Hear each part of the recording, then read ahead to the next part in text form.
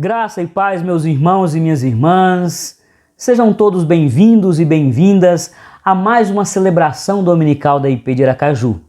Esse nosso encontro dominical é apenas uma extensão, um desdobramento daquilo que nós vivenciamos todos os dias da semana: o cuidado, o zelo, a providência e o amor que Deus dedica a nós.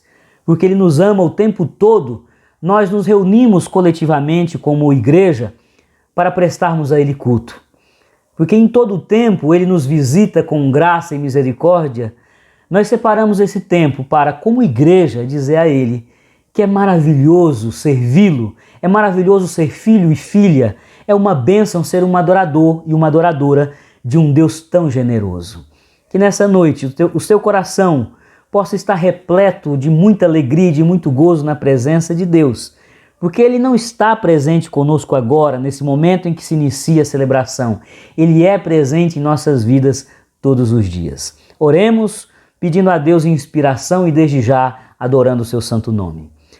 Pai querido, nós lhe rendemos graças, porque nesse instante em que o teu povo se junta, cada irmão no seu lar, cada pessoa onde estiver, nós temos a mesma alegria que temos todos os dias, quando ouvimos o Teu Santo Espírito sussurrar ao nosso coração que temos um Salvador, que temos um Deus de providência, que temos um Deus que vai à frente, que temos um Deus que não mede esforços para cuidar de nós, um Deus que trabalha, um Deus que não está sentado no seu alto e sublime trono, vislumbrando, olhando para os seus filhos se debaterem aqui na terra sem nada fazer. Nós estamos nesse momento com o coração alegre porque servimos a um Deus que vai conosco para as batalhas, para as lutas, para o campo, para a seara. Um Deus que enfrenta os nossos gigantes junto conosco. Um Deus que é capaz de abrir os muitos mares da vida para que passemos a pés enxutos. Um Deus que é capaz de enxugar a nossa lágrima quando é inevitável que soframos. Nós estamos aqui, ó Pai, para te louvar, porque a tua face não é estranha a nós. Nós contemplamos no íntimo da nossa casa e nos nossos afazeres públicos a tua face sempre muito presente, gloriosa, iluminando e dirigindo as nossas vidas. Ajuda-nos, ó Pai, a te adorarmos como convém, porque grandiosa é a tua misericórdia sobre nós. Ajuda-nos, ó Pai, a pronunciarmos palavras, ainda que limitadas, que honrem o teu nome, porque muitas são as palavras de vitória que o Senhor tem liberado a nós.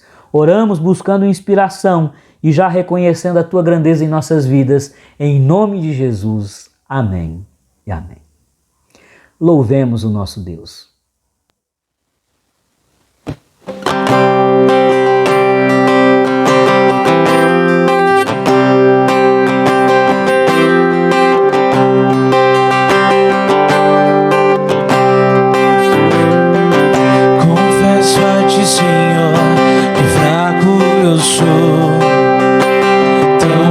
Eu sou, mais forte tu és. Eu venho a ti, Senhor, sem nada pra dar.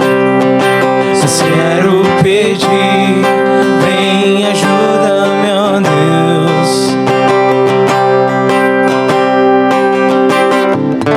Um coração quebrantado e humilde rejeita, Senhor. Estende a mim tua graça e deixe teu amor fluir.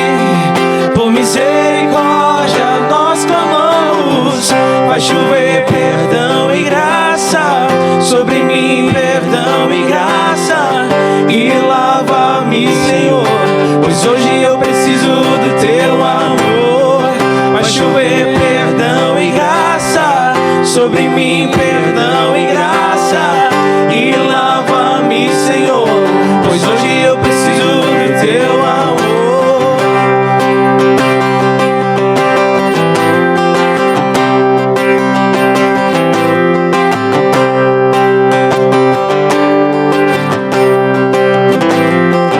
Confesso a ti, Senhor, que fraco eu sou, tão fraco eu sou, mas forte tu és.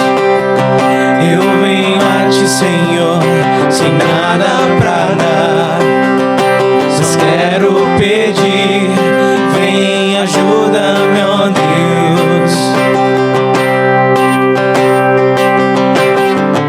Um coração quebrantado e humilde não rejeita, Senhor. Estende a mim tua graça e deixe teu amor fluir.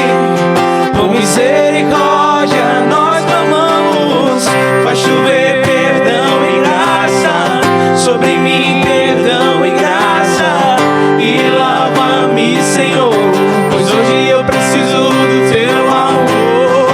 Faz chover perdão e graça sobre mim, perdão e graça, e lava-me, Senhor, pois hoje eu preciso do teu amor. Se pedirmos, tu virás, tua chuva derramarás. Se pedirmos, tu virás, tua chuva derramarás. Se pedirmos, tu virás, tua chuva derramarás. Se pedirmos, tu virás, tua chuva derramarás. Vai chover perdão e graça sobre mim, perdão e graça, e lava-me, Senhor, pois hoje eu preciso do teu amor. Vai chover perdão e graça sobre mim, perdão e graça, e lava-me, Senhor, pois hoje eu preciso do teu amor. Façamos juntos nesse instante a leitura da palavra de Deus que se encontra no Evangelho de João, no capítulo 4, a partir do versículo 13, onde assim nos diz as Sagradas Escrituras. Afirmou-lhe Jesus: quem beber desta água tornará a ter sede. Aquele, porém, que beber da água que eu lhe der, nunca mais terá sede. Pelo contrário, a água que eu lhe der será nele uma fonte a jorrar para a vida eterna. Nós vivemos um tempo onde as pessoas estão extremamente enfadadas, cansadas, exaustas, esgotadas e desejosas de um renovo, e desejosas de que haja algum acontecimento especial que traga mais alegria, mais sentido, mais prazer nas suas vidas. Ao contrário do que muitos pensavam, a pandemia e o isolamento que muitos estão vivendo não tem trazido, digamos assim, um tempo de refrigério. As pessoas, ao pausarem as suas atividades, não ficaram mais tranquilas, mais leves, pelo contrário. O peso da pandemia está se fazendo sentido nesse momento. Muita gente esgotada, cansada, com a mente perturbada, com muitos medos, com pânico, ansiosa, depressiva. E tem muita gente que está querendo um renovo. Tem muita gente que quer beber uma água que traga refrigério, que mate a sede, sede de sentido, de esperança e de direção. E nós vamos nesse momento buscar na presença de Deus, em oração, o renovo que tanto precisamos. Oremos buscando juntos, da parte de Deus, do Filho de Deus, o renovo que você, que nós, que o nosso povo precisa. Pai querido, nós queremos antes de mais nada confessar o nosso pecado. Nós pecamos muitas vezes quando achamos que a tua graça não é suficiente e o teu amor não basta. Quando ficamos desejando mais dinheiro, mais lazer, mais experiências empolgantes, mais momentos assim efêmeros de prazer, e nos esquecemos que somente a Tua presença traz um peso de glória, traz uma satisfação, que somente a Tua graça nos basta, ó Pai. Então, antes de mais nada, eu lhe peço perdão, porque eu e meus irmãos muitas vezes achamos que a satisfação, a plenitude e o gozo virá de outras fontes, e não daquele que é fonte de água viva, e não daquele que é fonte de água graciosa, água que mata a sede, água que sustenta. Pai bendito, nos perdoa e inunda o nosso ser com a Tua graça. Que nesse instante, ó Pai, a água da graça, a fonte que jorra de Jesus, esteja nesse momento a refrigerar, a trazer renovo, a trazer vida nos lares dos meus irmãos, na vida dos meus irmãos, levando embora, ó Pai, essa aridez da incredulidade, levando embora a aridez e o deserto da depressão, da ansiedade, da tristeza, da apatia e da desesperança. Cura, ó Deus, abençoa aqueles que estão em tratamento médico, tratando de depressão, de ansiedade, de transtornos emocionais, que junto com os medicamentos a Tua graça possa atuar poderosamente e que haja vida, e que haja alegria, e que haja gozo e satisfação no coração da Tua igreja, no coração dos meus irmãos. É assim que eu oro, intercedendo pelo Teu povo e por minha vida e por meus irmãos, em nome de Jesus. Amém e amém. Renovados, visitados pelo Espírito Santo de Deus, louvemos ao nosso Senhor com toda alegria.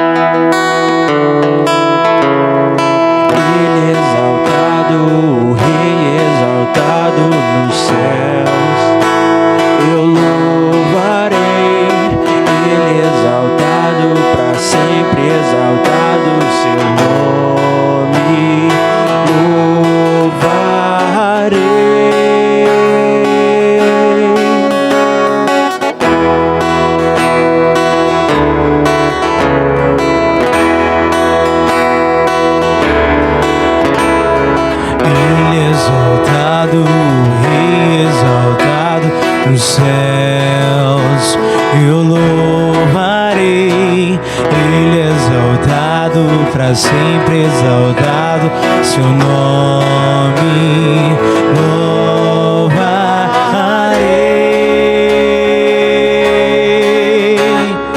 Ele é o Senhor, sua verdade vai sempre reinar. Terra e céus glorificam seu santo nome. O Rei exaltado nos céus.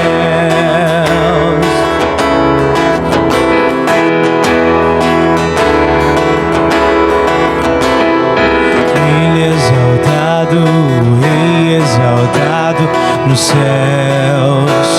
Eu louvarei, Ele exaltado, para sempre exaltado, seu nome.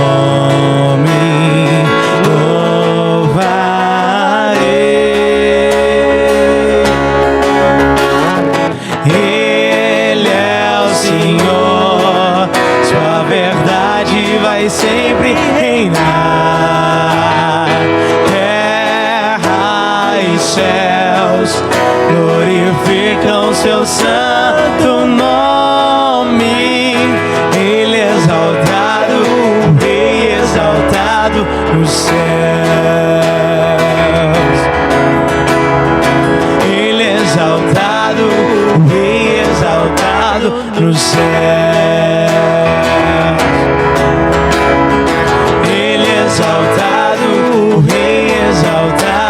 Nos céus.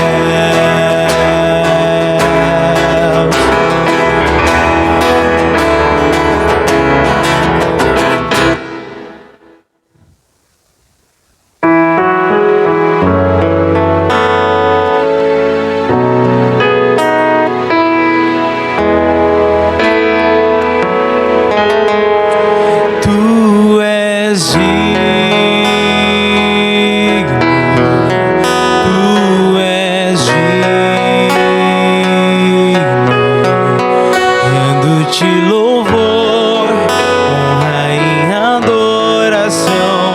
Senhor. Tu és digno, tu és digno. Todo o meu ser declara: digno és, Senhor. Anjos te adoram, cantam que és santo. Junto a eles minha voz, prostro-me perante a ti. Em meio a lágrimas, sou atraído à tua presença. É meu prazer dizer: digno és, Senhor. Tu és digno, tu és digno.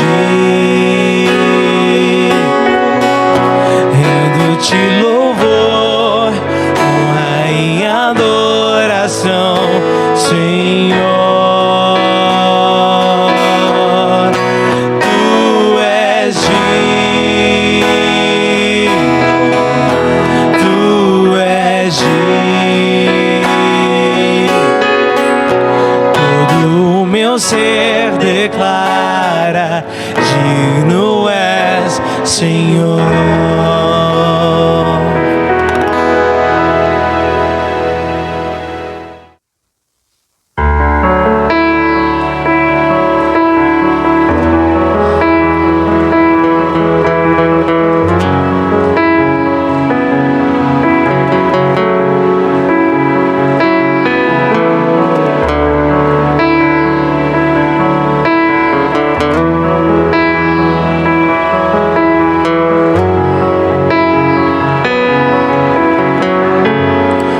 Porque dele, por ele, para ele são todas as coisas. Porque dele, por ele, para ele são todas as coisas. Porque dele, por ele, para ele são todas as coisas.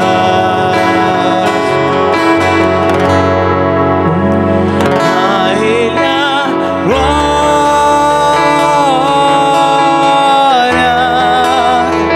a ele a glória.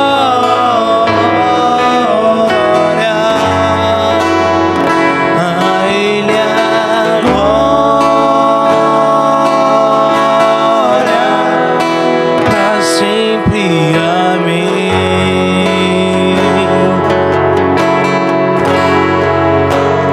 A ele a glória,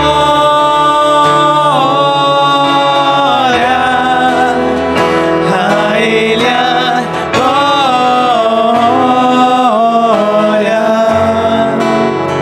A ele a glória,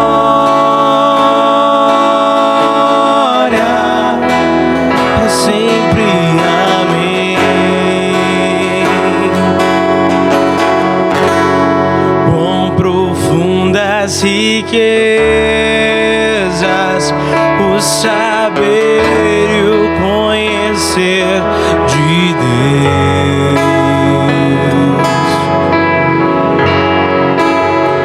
Quão insondáveis seus juízos e seus caminhos. Quão profundas riquezas o saber e o conhecer de Deus.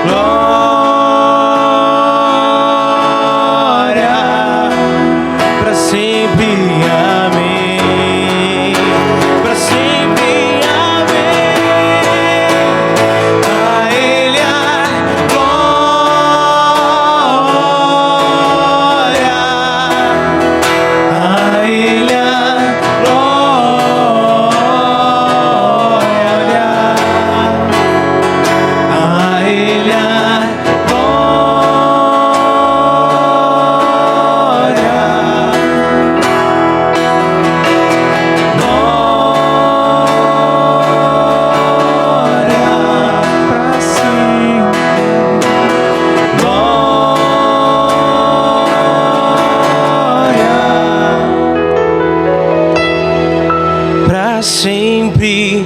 Amém.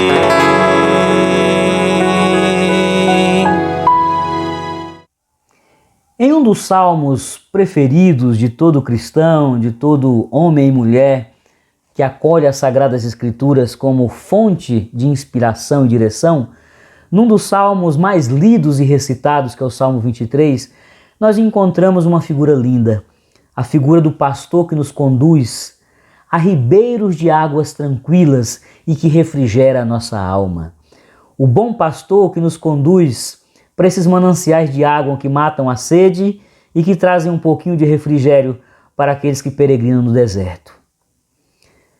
Esse salmo, muitas vezes lido numa dimensão muito individualista, deve ser percebido no seu contexto comunitário. Quando o salmista ora pedindo refrigério, ele não pensa só nele, ele pensa na sua comunidade, ele pensa naqueles que estão à sua volta e que igualmente necessitam de uma visitação cuidadosa do bom pastor. Eu lhe desafio nesse momento a ser os braços do bom pastor, que conduz aqueles que precisam de ribeiros de água tranquila nesse tempo tão difícil, nesse momento tão complicado da humanidade. Esse é o momento do ofertório. Eu queria muito que você entendesse que o Salmo 23, ele traz esperança porque nos fala de um pastor que nos conduz nos seus braços para lugares de refrigério, para lugares onde nós nos fartamos de água, nos saciamos de água. Mas esse salmo também fala de um convite a sermos auxiliares do bom pastor. Vamos ofertar o nosso tempo, o nosso recurso, para que haja pastoreio dentro da igreja e fora da igreja. Jesus, quando orou lá em João 17, pelo seu rebanho, na chamada oração sacerdotal, ele diz: eu oro por aqueles que já participam desse aprisco, que já são minhas ovelhas, e por aquelas que ainda virão. É tempo da igreja olhar para os domésticos da fé que estão cansados e exaustos e dedicar tempo, oração, cuidado e recurso. E é tempo de olharmos além dos muros da igreja, além do aprisco, e percebermos as ovelhas de Jesus que estão à margem do aprisco e que precisam ser cuidadas. Oferte seu tempo, oferte a sua vida, o seu dom e o seu talento, para que mais e mais pessoas sejam cuidadas. É tempo de cuidado, é tempo de amar, cuidando efetivamente das pessoas. Oferte os seus recursos para a nossa instituição. Por meio deles nós multiplicamos cuidado, cuidado diaconal, cuidado pastoral, assistência espiritual, cuidado afetivo. Seja um ofertante, oferte a sua vida, oferte os seus recursos, participe mais efetivamente dos ministérios da IP de Aracaju. Vamos cuidar das ovelhas cansadas do rebanho de Jesus de Nazaré.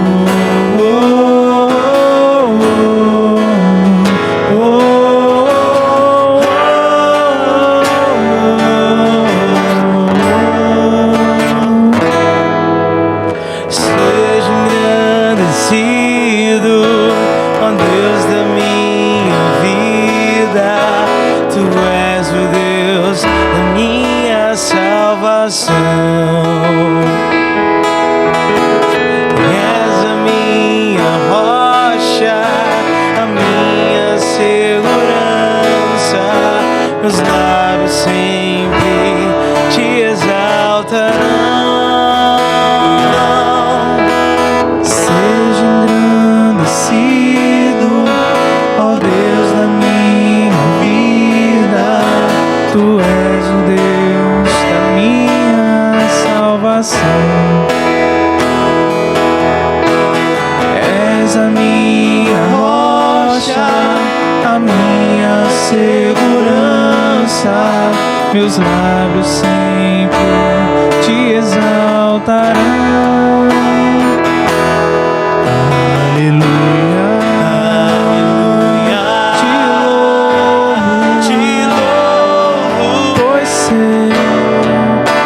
sobre todos és Senhor.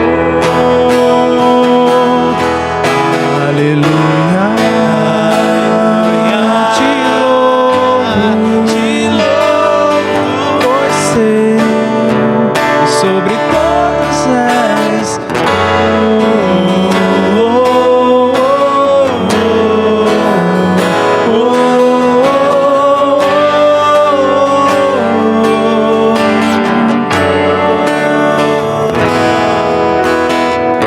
és a minha rocha, a minha segurança, meus lábios sempre te exaltarão.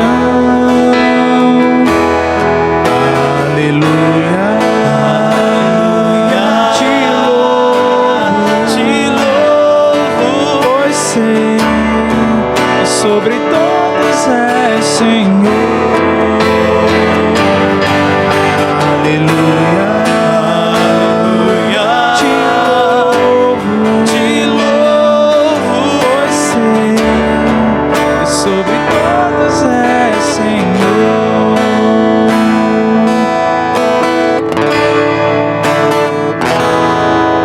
Aleluia, aleluia, aleluia, aleluia. Louvemos ao Senhor. Aleluia, aleluia, aleluia, aleluia. Louvemos ao Senhor. Aleluia, aleluia, aleluia, aleluia. Louvemos ao Senhor. Aleluia, aleluia, aleluia, aleluia, aleluia. Louvemos ao Senhor.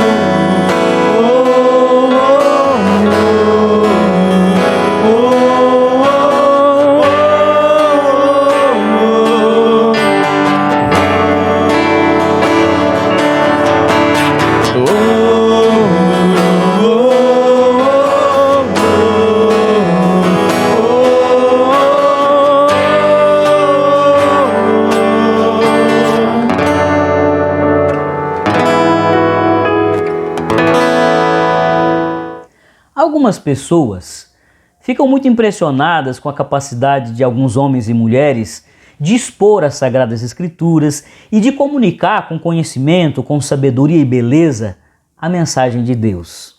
Eu particularmente fico mais impressionado, mais impactado, mais maravilhado com a capacidade de alguns homens e mulheres de ouvir com reverência, com atenção, com sensibilidade, com disciplina e com disposição de aplicar em suas vidas o Evangelho de Jesus Cristo. Que nessa noite o Espírito Santo nos torne bons ouvintes, fiéis ouvintes da Palavra de Deus e, sobretudo, que esse mesmo Espírito nos empodere para uma vida rica da prática do Evangelho de Jesus Cristo. Nós temos, ao longo destes domingos, percorrido a série Encontros com Jesus. E nesse domingo nós vamos trabalhar o derradeiro tema dessa série, que é Nicodemos, em busca de uma fé viva. Eu convido você a abrir a sua Bíblia lá no Evangelho de João, no capítulo 3, onde leremos a partir do versículo 1 e chegaremos até o versículo 15. Diz assim as Sagradas Escrituras: Havia entre os fariseus um homem chamado Nicodemos, um dos principais dos judeus. Este, de noite, foi ter com Jesus e lhe disse: Rabi, sabemos que és mestre, vindo da parte de Deus, porque ninguém pode fazer estes sinais que tu fazes se Deus não estiver com ele. A isto respondeu Jesus: em verdade te digo, que se alguém não nascer de novo, não pode ver o reino de Deus. Perguntou-lhe Nicodemos: como pode um homem nascer sendo velho? Pode porventura voltar ao ventre materno e nascer segunda vez? Respondeu Jesus: em verdade te digo, quem não nascer da água e do Espírito não pode entrar no reino de Deus. O que é nascido da carne é carne, e o que é nascido do Espírito é Espírito. Não te admires de eu te dizer, importa-vos nascer de novo. O vento sopra onde quer, ouves a sua voz, mas não sabes de onde vem, nem para onde vai. Assim é todo o que é nascido do Espírito. Então lhe perguntou Nicodemos: como pode suceder isto? Acudiu Jesus: tu és mestre em Israel e não compreendes essas palavras? Não compreendes essas coisas? Em verdade te digo que nós dizemos o que sabemos e testificamos o que temos visto. Contudo, não aceitais o nosso testemunho. Se tratando de coisas terrenas não me credes, como crereis se vos falar das celestiais? Ora, ninguém subiu ao céu, senão aquele que de lá desceu, a saber, o Filho do Homem que está no céu. E do modo por que Moisés levantou a serpente no deserto, assim importa que o Filho do Homem seja levantado, para que todo o que nele crê tenha a vida eterna. Na condição de narrador do encontro de Jesus com Nicodemos, o evangelista João faz uma breve apresentação de quem era aquele homem muito ávido, muito curioso por conhecer o afamado mestre nazareno. E para que os seus leitores entendessem o diálogo que viria a seguir, João entende ser fundamental, ser importante fornecer 3 características de Nicodemos aos seus ouvintes, aos seus leitores. Quais são essas características de Nicodemos que João coloca na introdução dessa narrativa, desse encontro? A primeira é: Nicodemos é um fariseu.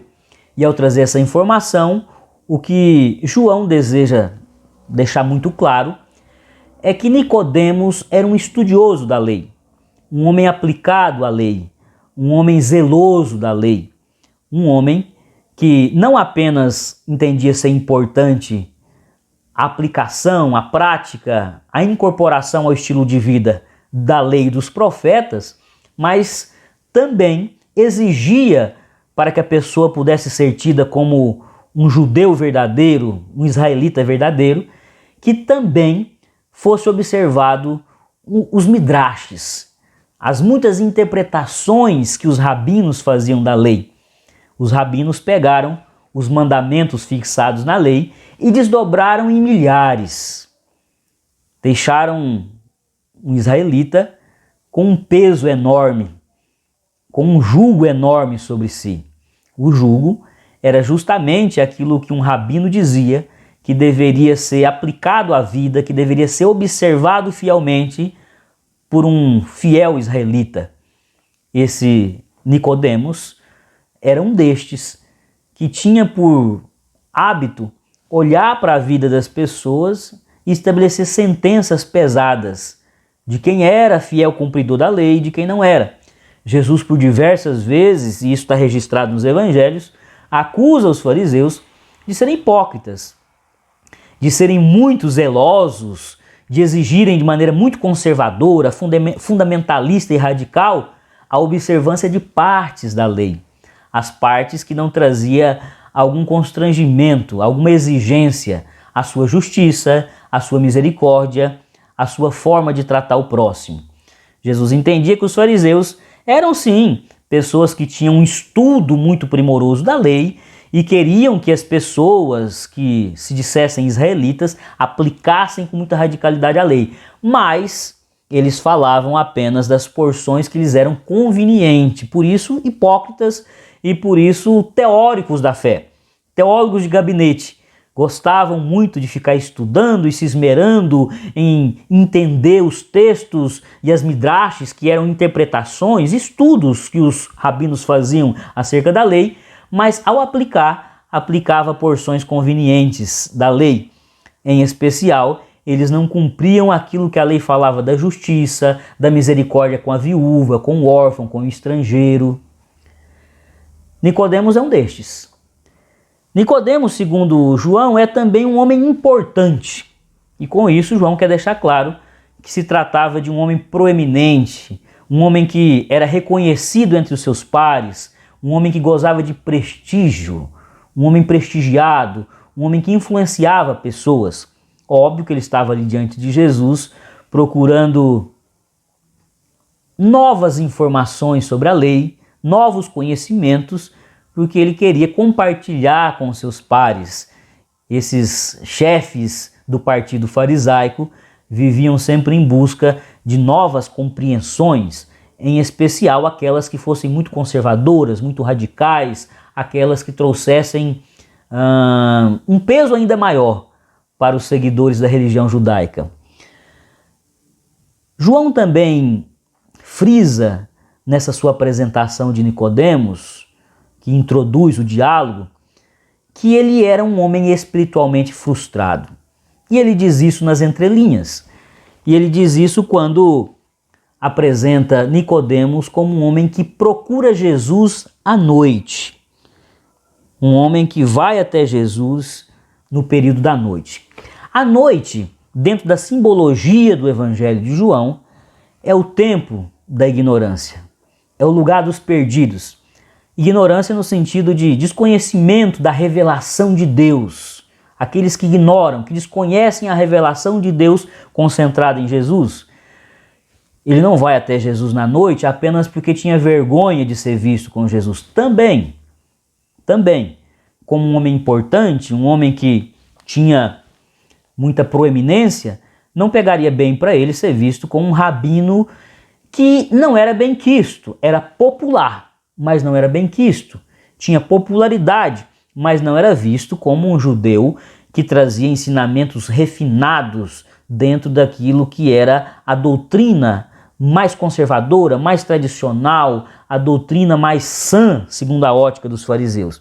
Jesus tinha uma interpretação muito alargada, muito inovadora da lei, mas movido por curiosidade e porque estava perdido, porque estava espiritualmente frustrado, porque era um homem que naquele momento não tinha mais gozo na sua fé, ele entende que Jesus poderia trazer algo de especial à sua espiritualidade. Ele começa o seu diálogo com Jesus elogiando justamente a presença do Deus vivo na prática e no ensino de Jesus. Ele fala aqui no versículo 2: Rabi, sabemos que és mestre vindo da parte de Deus, porque ninguém pode fazer esses sinais que tu fazes se Deus não estiver com ele. Então, o Nicodemos percebe uma presença muito viva de Deus na experiência diária de fé de Jesus de Nazaré. Logo, isso chama a atenção, isso desperta nele um desejo de, quem sabe, aprender, de tomar para si o conhecimento, a visão da lei que Jesus tinha e que o colocava em prática com uma fé tão viva. Na lógica do fariseu, o que lhe faz estar mais próximo de Deus não é uma experiência real com o Deus vivo, é mais uma apropriação de conhecimento, uma apropriação de visão, uma apropriação de teorias, de informações mais próximas da lei que supostamente Jesus teria. Logo, o Nicodemos está ali na presença de Jesus porque sim, existe uma mística, uma espiritualidade, uma fé, um dinamismo na experiência de ensino e de prática de Jesus que não tem no partido farisaico, que não tem na própria vida de Nicodemos. É por isso que é importante, nessa introdução que o João faz, entender essa sensibilidade, entender essa minúcia que está nas entrelinhas. Nicodemos é um homem frustrado, é um homem perdido, é um homem que está espiritualmente desorientado e ele deseja muito um reencontro com o Deus vivo e Jesus pode ser para ele o lugar desse reencontro, ou desse primeiro encontro, ou dessa experiência renovadora da sua fé. Mas antes mesmo de Nicodemos se pronunciar, questionando, formulando uma pergunta, Jesus antecipa. Logo que ele termina a sua fala elogiosa da pessoa de Jesus, o mestre antecipa e diz: Nicodemos, eu vou lhe dar um mapa para que você encontre uma fé viva. Eu vou lhe dar um roteiro para que você encontre uma fé viva. Jesus, como um excelente, um formidável, um inigualável leitor da alma humana, percebe que ali estava diante dele um homem perdido. Um homem ávido por uma coisa nova, mas perdido. Um homem que foi capaz de ir na calada da noite, escondido, saindo do seu círculo habitual de relacionamento, foi procurar Jesus, um nazareno, um mestre de pouco prestígio entre os doutores da lei. Ele foi ali porque ele queria algo novo. E Jesus, visualizando aquilo, diz: Nicodemos, eu vou lhe fornecer um mapa para que você consiga encontrar uma fé viva, uma espiritualidade viva. E o ponto de partida é o lugar. O lugar de encontro de uma fé viva é o reino de Deus. Já no versículo 3, Jesus diz para Nicodemos: Nicodemos, você precisa de reino de Deus. Ele diz: para entrar no reino de Deus é preciso nascer de novo. Com isso, Jesus está dizendo nas entrelinhas duas coisas. Você não está no reino de Deus e você não tem condições de entrar no reino de Deus com essa sua fé teórica, com esse seu farisaísmo que leva a uma fé morta, a uma fé engessada, a uma fé que parece mais um fóssil do que propriamente algo vivo, algo dinâmico. Você precisa de reino de Deus. Com isso, Jesus está confrontando Nicodemos no seu farisaísmo, apresentando elementos desse movimento dinâmico que ele recém havia fundado, trazendo o reino de Deus como semente no coração dos seus discípulos. Ele está dizendo: esse farisaísmo não vai levar a lugar nenhum. Em primeiro lugar, porque vocês entendem que o templo é o centro político e religioso do reino que Deus quer estabelecer na terra, e não é. O centro maior da experiência de governo e de empoderamento de Deus é a comunhão. É aqui, no ajuntamento de 2 ou 3 dos meus discípulos, que Deus estabelece governo, poder e dínamo, por meio do seu Espírito, por meio da sua palavra viva, não a palavra que vocês querem fazer com que as pessoas creiam, mas que não gera vida. A palavra que vocês querem que as pessoas obedeçam e apliquem, mas que não gera vida. A palavra de vocês é letra morta. E segundo o apóstolo Paulo, a letra mata, mas o Espírito vivifica. Vocês precisam estar no reino de Deus, porque ali existe um mover do vento do Espírito. Ali existe um Deus que não foi domesticado por essas doutrinas muito bonitas na teoria, mas que é pobre de presença de Deus. Você precisa de reino de Deus, onde o evangelho que eu estou trazendo, que eu estou colocando diante dos olhos de vocês, é a regra de fé e prática. Não uma série de não faça, não pode, obedeça isso, obedeça aquilo. O legalismo moral de vocês não leva a Deus, mas a experiência com o reino que nos traz a ética do amor, a ética da misericórdia, a ética da justiça, mas não uma justiça que é trapo de imundície, uma justiça que é limitada, que é sempre muito insatisfatória, porque não mata a sede e a fome que o ser humano tem de justiça.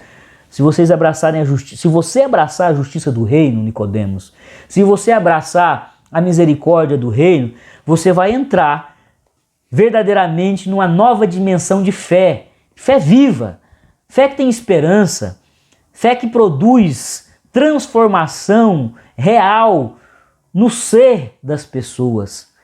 Não essa fé engessada, legalista, tradicionalista, que quer impor uma pauta moral, uma pauta de imposições religiosas que não leva as pessoas a se deleitarem diante do Deus da vida, que não leva as pessoas a trabalharem fervorosamente em prol do reino da vida. Nicodemos, a primeira coisa que você tem que entender é que você está no antirreino. Você está num lugar que não é reino. Você precisa aprender a fazer a oração do Pai Nosso. Venha o teu reino, seja feita a tua vontade, aqui na terra como é feita no céu. Você quer que a vontade de Deus supostamente seja feita aqui na terra, não a partir de uma vontade que verdadeiramente o nosso Deus zela por ela na dimensão espiritual e celestial da vida? Você quer impor a vontade de Deus a partir da sua interpretação muito equivocada de preceitos que foram válidos para um tempo, que tiveram muita valência para uma etapa da caminhada do povo de Deus, mas que agora precisa ser atualizada, Nicodemos. E é por isso que, lá no Sermão do Monte, eu disse: os antigos disseram, eu porém vos digo. Os antigos disseram, não matarás. Não matarás é um bom começo, mas não é tudo. Eu porém vos digo, se você chamar o seu irmão de tolo, você já vai estar matando, porque você vai estar inviabilizando a estima dessa pessoa, você vai estar criando um obstáculo ao relacionamento com essa pessoa, você vai estar cortando essa pessoa da sua convivência, da sua comunhão.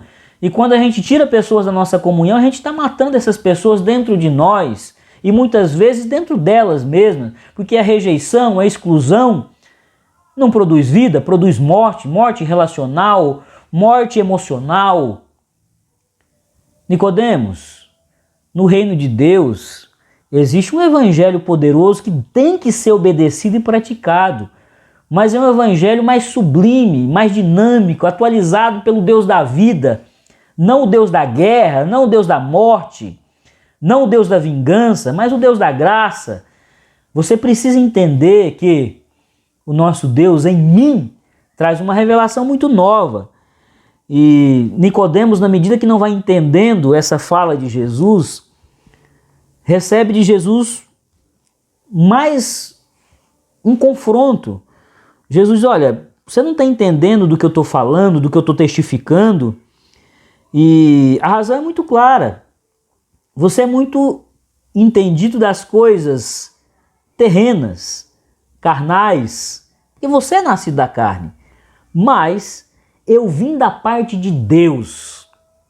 E somente quem veio de lá, porque ninguém pode ir com as próprias pernas lá, ninguém pode por conta própria ir na direção de Deus, é Ele que vem até nós. Somente quem vem de lá, porque é o próprio Deus entre nós, pode ensinar, pode revelar, pode lhe informar de qual é o verdadeiro projeto de Deus para o ser humano. E não é esse que você e os seus pares do partido farisaico quer dizer que o ser humano tem que viver. Debaixo de um jugo pesado, debaixo de uma interpretação opressora da lei. O jugo do rabino é justamente esse conjunto normativo que o rabino diz que deve ser aplicado à vida. E segundo Jesus, o jugo dos rabinos contemporâneos, na sua maioria fariseus, saduceus, era um jugo muito pesado. Por isso eles: vinde a mim, todos vós que estáis cansados e sobrecarregados. Sobrecarregado com o quê? Justamente com esse ensino que não tem vida, esse ensino que apenas me leva a uma prática maçante, enfadonha, exaustiva e impossível, porque são tantos os mandamentos que ninguém cumpria, apenas vivia se alimentando de culpa, a culpa de não viver, a culpa de não praticar. É por isso que Jesus diz: vinde a mim, vocês que estão cansados e sobrecarregados desse jugo, aprendam de mim que sou manso e humilde. O meu jugo é suave. Olha que beleza, que coisa linda. O nosso mestre é maravilhoso. O nosso mestre nos diz que no reino dele, as pessoas que entram, e daqui a pouco a gente vai ver também que no mapa da espiritualidade viva tem o como entrar no reino. As pessoas que entram não são oprimidas. As pessoas que entram não se sentem enfadadas com o Evangelho. Pelo contrário, elas se alimentam da capacidade de renovação que o Evangelho tem. O Evangelho é desafiador. O Evangelho, ele nos instiga cada vez mais a querer conhecer a beleza dessa revelação, porque na medida em que nós entramos nesse universo de ensinamentos tão ricos e tão sábios, isso produz em nós uma transformação maravilhosa. Isso produz nas pessoas que compartilhamos esse Evangelho transformador, transformações maravilhosas que causam deleite, que causam alegria, porque gera qualidade de vida, porque gera libertação, porque gera gozo. Nicodemos era um homem frustrado com a sua fé, porque o reino que ele pertencia era o reino da religiosidade, era o reino do legalismo, era o reino onde as pessoas mais queriam prestígio religioso, queriam mais que o outro lhe enxergasse como alguém que era dono de uma moral, de uma fé, de uma espiritualidade muito pura, do que propriamente alguém que tinha vida com Deus. Jesus critica isso ferrenhamente nas suas falas. Não orem como esses fariseus, esses hipócritas. Esses, quando oram em público para se aparecer, já tiveram a sua parte. Você busca Deus em secreto, porque em secreto o Deus vivo vai te recompensar. O Deus vivo vai lhe mostrar a beleza, a grandeza e a esperança do reino de Deus. Jesus confronta os fariseus porque Jesus entendia que os nicodemos, eles eram opressores e oprimidos ao mesmo tempo. Eles oprimiam querendo impor às pessoas, ainda que de maneira hipócrita, uma religião que causava uma estafa, um cansaço, um esgotamento. Não viviam, exigiam, mas nem sempre viviam. E ao mesmo tempo eram oprimidos, porque eram pessoas que não desfrutavam, não fruíam de uma experiência com Deus. De pronto, no mapa de uma fé viva que Jesus propõe a Nicodemos, ele diz: Nicodemos, primeira coisa, vamos colocar aqui no mapinha qual é o seu alvo. Onde você tem que chegar para ter essa fé viva, essa espiritualidade viva? É no reino de Deus. Você não está no reino de Deus e você não chegará no reino de Deus. Porque para chegar no reino de Deus, para ver o reino de Deus, é preciso outra coisa. E aí vem o segundo ponto do mapa de Jesus: a porta. Você precisa estar diante da porta de entrada do reino de Deus, que é o novo nascimento. Se você não nascer de novo, você não entra no reino de Deus. Você não acessa o reino de Deus. Veja que Jesus, ele primeiro apresenta o local, o lugar. Ele coloca um clipezinho em cima do lugar onde Nicodemos deveria chegar. Aquele alfinetezinho que a gente usa para marcar mapa. Ele coloca um alfinetezinho dizendo: Nicodemos, é aqui que você tem que chegar. Você não está. Mas para chegar aqui, você tem que encontrar a porta que dá acesso ao reino de Deus, que é o novo nascimento. Você precisa nascer de novo. E aí Nicodemos diz: mas Senhor, como é isso? Eu vou ter que voltar para o ventre da minha mãe? E aí no versículo 5, Jesus diz: não, Nicodemos, você precisa nascer da água e do Espírito. É essa fecundação que precisa acontecer. A graça purificadora, fecundada pelo poder divino, pelo poder que emana do Espírito Santo de Deus. Você precisa nascer de novo. Obviamente que água e Espírito são símbolos do batismo. O próprio batismo de Jesus contém essa simbologia. A água, ela é aspergida sobre Jesus e o Espírito Santo de Deus desce sobre ele em forma de pomba. O que você precisa é ser recriado, Nicodemos, numa nova dimensão, na dimensão do Espírito. Você precisa sim de ser purificado, mas purificado pela água da graça. Nicodemos, como bom fariseu e como bom judeu, sabia bem que a água era um símbolo de purificação. Na casa de todo judeu tinham talhas que eram recipientes de madeira para receber, ou de pedra, para receber a água que serviria para os rituais de purificação, que eram inúmeros. Jesus, quando transforma a água em vinho, diz: tragam as talhas. E as talhas são trazidas e Jesus transforma aquela água em vinho, em evangelho. Ou seja, nessa simbologia retratada pelo evangelista João, da transformação da água que era para purificar em vinho, Jesus está dizendo: a purificação deve ser meio de alegria. Eu devo ter alegria e gozo em me purificar. Eu devo me tornar uma pessoa com mais gozo espiritual. E esses rituais maçantes de purificação de vocês é uma religiosidade morta. Vocês não se aproximam de Deus. Vocês não se tornam seres humanos melhores quando lavam as mãos repetidas vezes. Jesus, inclusive, é criticado por esses mesmos fariseus, porque os seus discípulos não lavavam as mãos antes das refeições, em ocasiões específicas que eram previstas para a purificação das mãos. Jesus diz: Nicodemos, você precisa sim de limpeza. Você sim não está limpo. Você sim está sujo pelo pecado. Mas é uma água da graça que precisa jorrar sobre a sua vida. É uma água de misericórdia. É a água do amor de Deus que precisa jorrar sobre o seu ser. Você precisa ser batizado na graça. Você precisa receber o Espírito para que seja recriado em você um novo tipo de gente, um novo tipo de ser humano, habilitado a acessar a presença de Deus com liberdade, habilitado a orar e falar com Deus com intimidade. Nicodemos, nascer de novo é ser invadido pela graça de Deus, é ser invadido pelo Espírito que me recria, esse Espírito que traz vida, que ordena a minha vida segundo os propósitos de Deus. O evangelista João é o que mais faz paralelos com o Gênesis.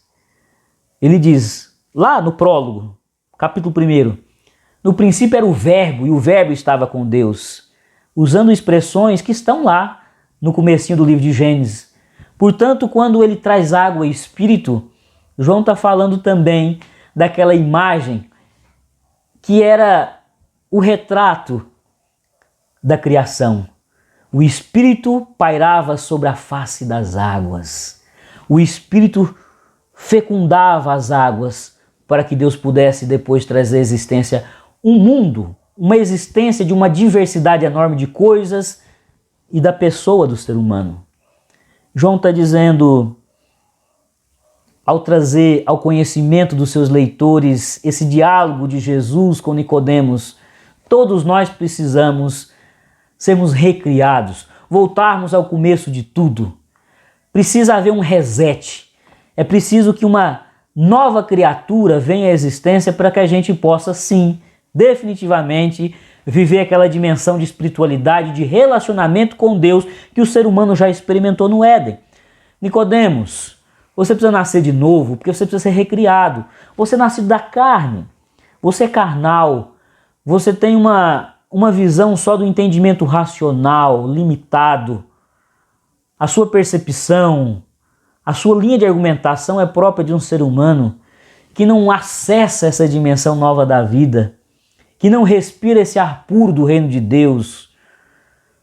O ar que está soprando em seus pulmões ainda é um ar carregado de legalismo, tradicionalismo, religiosidade, preconceitos, ambições, sentimentos absolutamente impuros, sentimentos carnais, planos carnais, projetos carnais.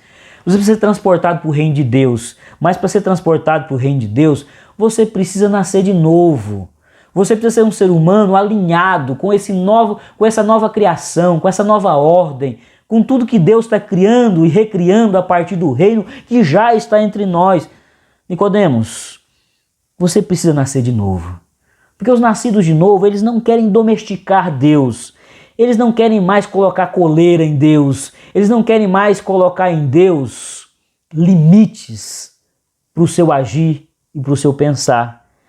Aqueles que nasceram de novo se submetem ao Espírito Santo, que é vento, que sopra para onde quer e fala quando quer e fala como quer e revela de maneira muito poderosa o que Deus deseja trazer ao conhecimento humano. Portanto, no mapa da espiritualidade viva, da fé viva que Jesus propõe a Nicodemos, o segundo alfinetinho que ele coloca nesse mapa, aquele clipezinho que demarca o lugar onde nós devemos estar, para estar no roteiro certo, esse segundo alfinetezinho foi colocado por Jesus sobre a porta de acesso. Aquele entroncamento, aquela rotatória que está na entrada de todas as cidades, onde você pode se encaminhar para aquele local onde você quer chegar, ou você pode se perder, ou você pode voltar para o mesmo lugar. A experiência do novo nascimento nos coloca no reino de Deus, mas ter conhecimento do Evangelho é o que Cristo vai dizer aqui para o Nicodemos, pode impor a mim a escolha da condenação. A partir do verso 16, Jesus continua ainda esse diálogo com Nicodemos, não é uma nova fala de Jesus para outras pessoas, continua a ser um diálogo com Nicodemos. Ele começa a dizer da missão do Filho. Ele diz, olha, Deus amou de tal maneira que enviou o seu Filho para que todo aquele que nele crê não pereça, mas tenha vida eterna, o famoso João 3,16. Mas Nicodemos, saiba de uma coisa, todo aquele que pratica o mal aborrece a luz, mas quem não se achega para a luz, a fim de ser arguido das suas obras, esses daí estão atraindo condenação para si. Ele diz assim, versículo 17, Deus enviou o Filho ao mundo não para que julgasse o mundo, mas para que o mundo fosse salvo por ele. Todavia, quem nele crê não é julgado, mas aqueles que não querem crer, aqueles que optam pela incredulidade, já estão julgados. Ou seja, se deparar com Jesus e com a oportunidade de nascer de novo, é essa rotatória. Você pode se encaminhar para o reino de Deus, acolhendo essa mensagem linda de salvação, ou você pode se perder na sua carnalidade, nos seus muitos pensamentos, naquilo que você entende que é o melhor para você, o que é o projeto que mais lhe apetece. Você pode se perder no seu egoísmo, você pode se perder na sua incapacidade de sujeição a Jesus de Nazaré e tomar a via, a alça da rotatória que leva para a condenação. É o que Jesus disse. O Filho de Deus não condena ninguém. Ele confronta com a verdade. A reação das pessoas a essa verdade é que vai dizer do quanto ela estará sob julgamento ou quanto ela estará livre de toda condenação. Nicodemos, é o reino que você precisa alcançar, mas você precisa estar diante dessa porta e passar por ela. Essa porta de acesso ao reino é o novo nascimento, nascidos da água e nascidos do Espírito. O batismo é um sacramento importantíssimo. O batismo é uma exteriorização de uma experiência interior. É tornar visível aos olhos de todos para que haja um momento fundamental e fundante da minha vida, um antes e um depois, um momento de decisão, um momento de tomada de posição. O batismo serve para isso, para me impulsionar uma tomada de decisão, mas é uma tomada de decisão pública, visível, que foi precedida por uma decisão muito interior, muito íntima, muito pessoal, eu e meu Deus. O batismo, a água que desce sobre a cabeça de quem se submete ao batismo, ela é uma visibilidade da água da graça que já desceu ao coração daqueles que creram em Jesus de Nazaré como Senhor e Salvador das suas vidas. Portanto, também deixo esse desafio a você. Busque o batismo. Se você não é batizado ainda, procure saber comigo, com os presbíteros, como você pode se submeter ao batismo de Jesus de Nazaré, o batismo com a água da graça, e que me proporciona o recebimento do Espírito empoderador, o Espírito que é dínamo, que é poder vivificador, que cria e que ordena esse meu ser sem forma e vazio, segundo o olhar de Deus. E por fim, no roteiro, no mapa da espiritualidade viva de Jesus, existe um caminho. Ele começou fazendo uma regressão. O lugar onde devemos chegar, a porta que acessa esse lugar que é o novo nascimento e o caminho que leva ao reino de Deus, que é o Cristo crucificado. O Cristo crucificado é o caminho para uma vida nova. Se o novo nascimento me leva ao reino de Deus, Cristo crucificado me leva a uma vida nova. Nesse roteiro, nesse mapa, é preciso estabelecer qual é o caminho que conduz ao reino de Deus. Jesus diz: eu sou o caminho, a verdade e a vida. Ninguém vem ao Pai senão por mim. Ninguém vem ao reino senão por mim. Jesus é o caminho, mas é o Cristo crucificado. E ele diz isso aqui nesse texto que nós fizemos leitura, no versículo 14. Do modo como Moisés levantou a serpente no deserto, também importa que o Filho do Homem seja levantado. Ou seja, ele está falando da sua crucificação. Só para contextualizar, essa experiência onde Moisés colocou uma serpente de bronze numa haste, se deu num contexto onde os filhos de Deus, o povo de Deus, começou a murmurar contra Moisés, contra Deus, aquela história das panelas gordas de Faraó e do modo como eles eram melhor tratados lá no Egito do que no deserto. E diante dessa murmuração, o Senhor envia uma disciplina. E a disciplina é uma invasão, uma praga de serpentes venenosas, serpentes abrasadoras. E os pertencentes ao povo de Deus começaram a ser picados pelas serpentes e uma febre enorme, iam a óbito. E aí Moisés ora a Deus, ele sempre intercede por aquele povo, apesar de ser muitas vezes criticado e apesar de muitas vezes ser alvo do desamor daquele povo, Moisés sempre apresenta aquele povo diante de Deus e Deus diz: Moisés, faça uma serpente, coloca diante de uma haste, coloca sobre uma haste num lugar alto e visível. Todas as vezes que esses que foram ofendidos pelas cobras, que foram picados pelas cobras, olharem para essa serpente, serão curados. A cura vinha do olhar com fé para a serpente. E aí Jesus diz: assim como aconteceu isso lá com Moisés, importa que hoje o Filho do Homem, ele seja colocado também suspenso, ou seja, na cruz, para que todo aquele que olhe para o Filho do Homem também seja curado do pecado, da morte e tenha vida eterna. O que Jesus está dizendo? Ora, o caminho que leva a essa nova vida, essa vida abundante, é o Cristo ressurreto. É o Cristo crucificado e o Cristo ressurreto. Mas o Cristo antes visto na cruz como oferta, como sacrifício vivo pelos nossos pecados. Esse Cristo visualizado como uma oferta de amor da parte de Deus para a nossa redenção. Se a gente não conseguir enxergar Jesus assim, nós não vamos nascer de novo. Nós não vamos estar nos sujeitando ao Senhor e Salvador das nossas vidas.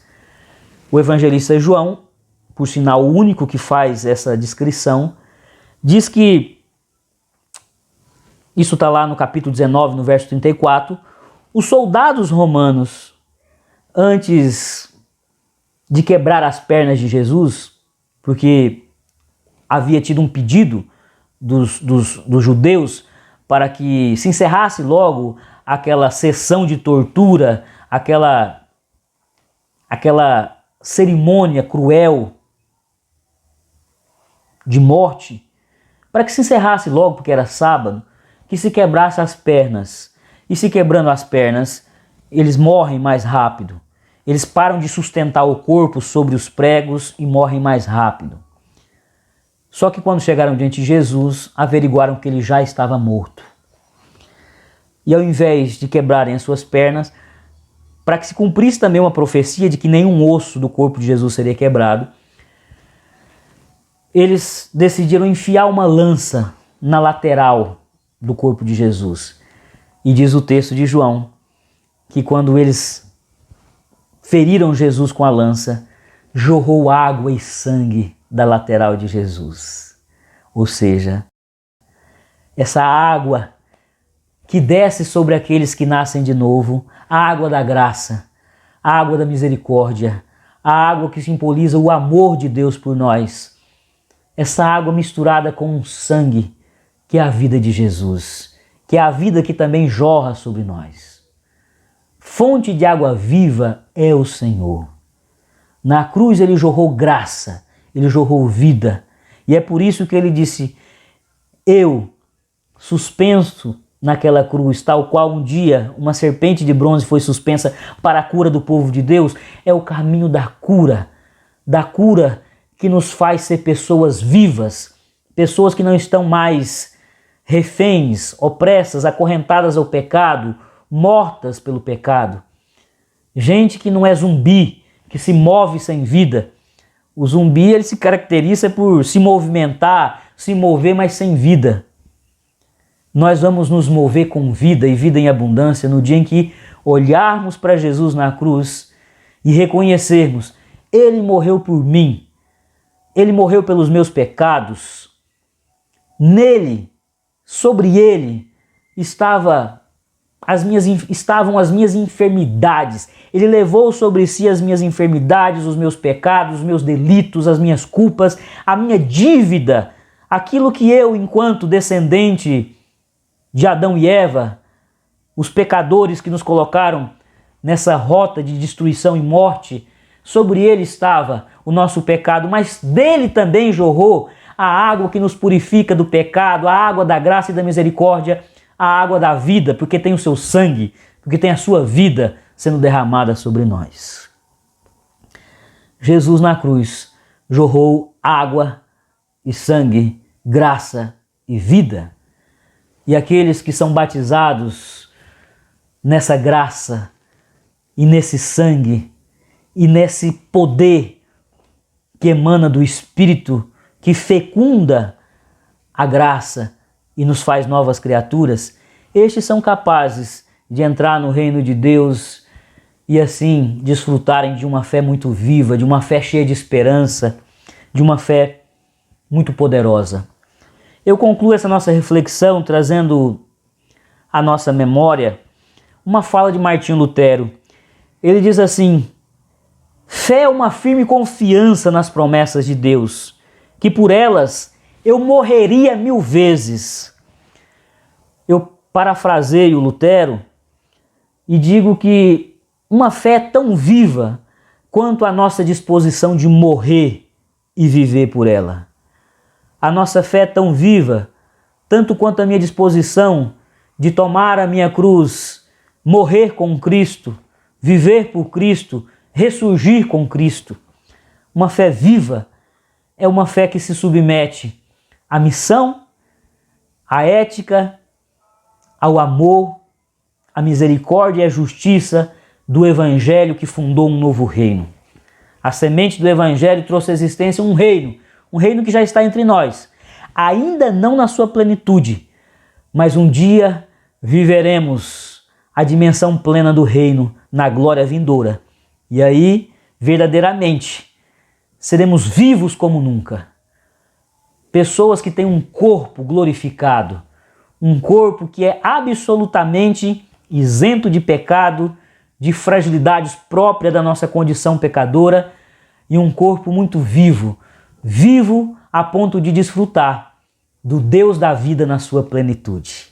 Hoje, nós olhamos, enxergamos e fluímos de Deus muito limitadamente, mas haverá um dia em que iremos desfrutar da plenitude de Deus, porque também nós seremos plenos de vida, a vida de Jesus, a vida santa e poderosa de Jesus. Que Deus nos abençoe e que, tal qual Nicodemos, busquemos em Jesus o renovo da nossa fé, mas que, ao contrário de Nicodemos, que saiu da presença de Jesus sem responder afirmativamente ao chamado de Jesus para nascer de novo, entrar no reino através dele, o Cristo crucificado e ressurreto, que, ao contrário de Nicodemos, nós possamos nos curvar diante de Jesus dizendo: eis-me aqui, usa-me, toma-me, eu me oferto diante de ti, para que eu possa ser recriado e refeito segundo esse novo modo de ser gente que é Jesus de Nazaré,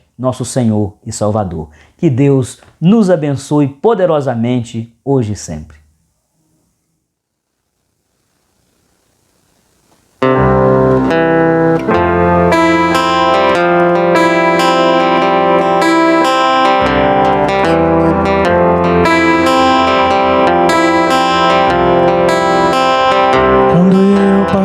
Partiu sem mim meu coração.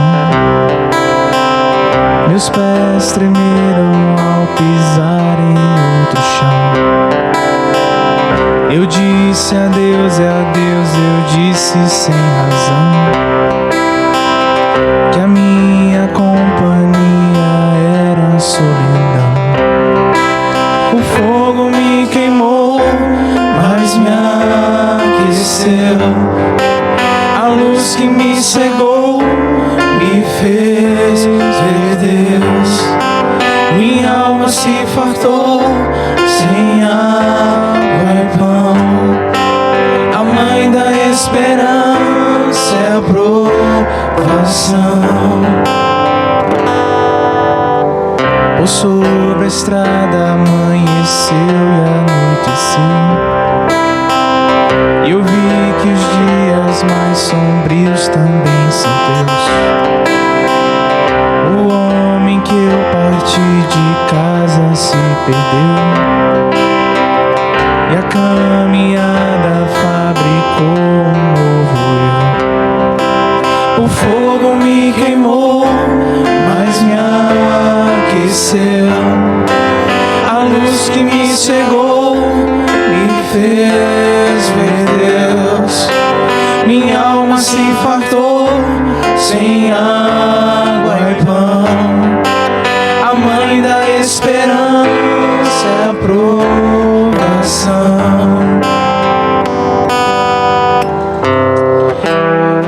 O caminho muda, e muda o caminhante. É um caminho certo, não um caminho errado. Eu, caminhante, quero o trajeto terminado, mas no caminho mais importante ou durante, deixei pegadas lá no vale da morte, um solo infértil aos meus muitos defeitos. Minha vida alargou-se em caminhos estreitos, e eu vi você, a partida e o norte. Fogo me queimou, mas me aqueceu. A luz que me cegou me fez ver Deus. Minha alma se fartou sem água e pão. A mãe da esperança é a provação.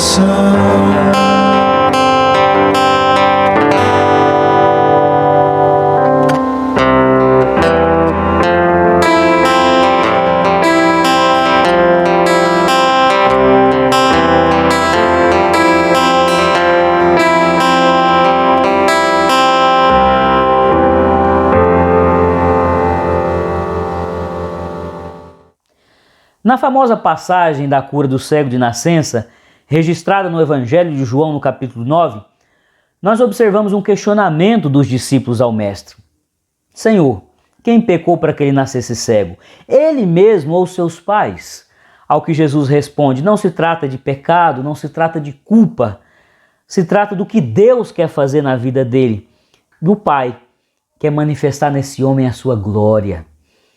Ato contínuo, Jesus prossegue, confrontando os seus discípulos, dizendo: é necessário que façamos a obra daquele que me enviou enquanto é dia. A noite vem quando nós não poderemos mais trabalhar. É dia, é tempo de graça, é tempo de misericórdia. O Espírito está sobre a sua igreja, graça foi derramada sobre nós e é nosso dever transbordar sobre o nosso próximo cuidado, misericórdia e acolhimento. É tentador, num tempo em que todos estão muito machucados, feridos e cansados, todos têm queixa da sua vida. É muito tentador olhar para os culpados. É tentador dizer: o culpado sou eu. O culpado é um ente querido, é alguém da minha família, é a minha família.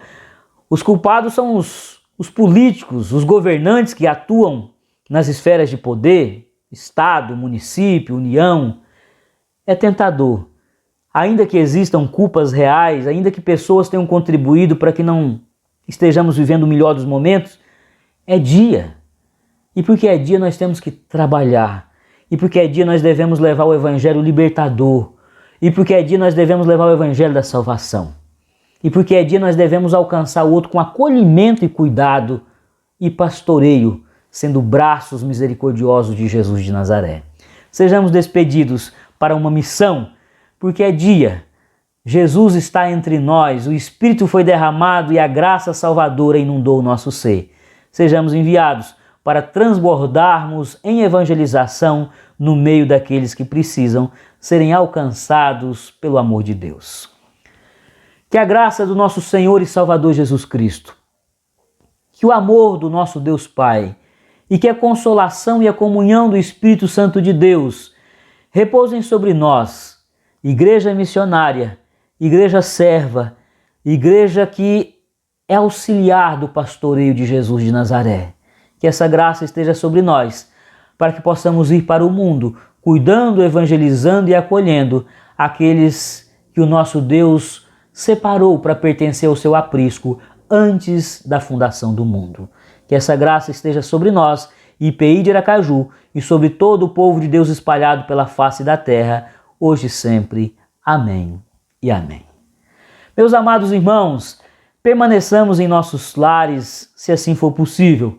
Caso contrário, saiamos para empreendermos nossas ações com muito cuidado, com muita prudência e sempre muito confiantes no cuidado e no amor de Deus, porque afinal de contas, o nosso Deus é conosco hoje e sempre. Amém e amém.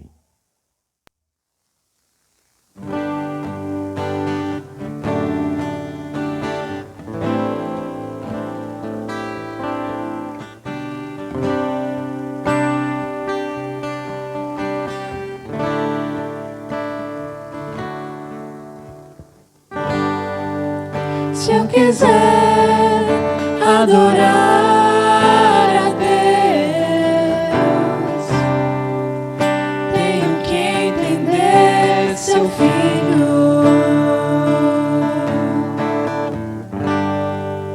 Se eu quiser adorar a Deus, tenho que ouvir o Espírito e obedecer,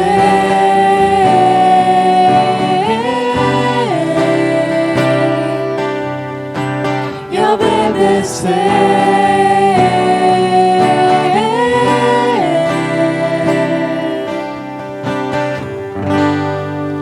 Se eu quiser adorar a Deus,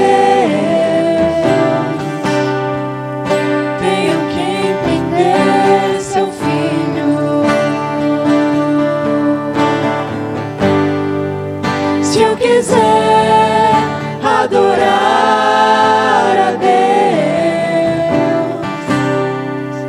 tenho que ouvir do Espírito e obedecer.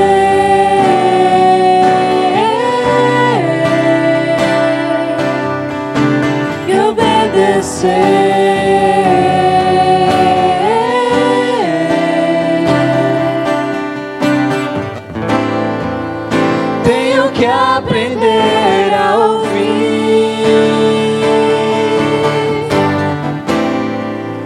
mesmo sendo que não quero, e ainda assim abrir meus lábios para adorar, para adorar, para adorar, para adorar, para adorar, para adorar, para adorar, para adorar.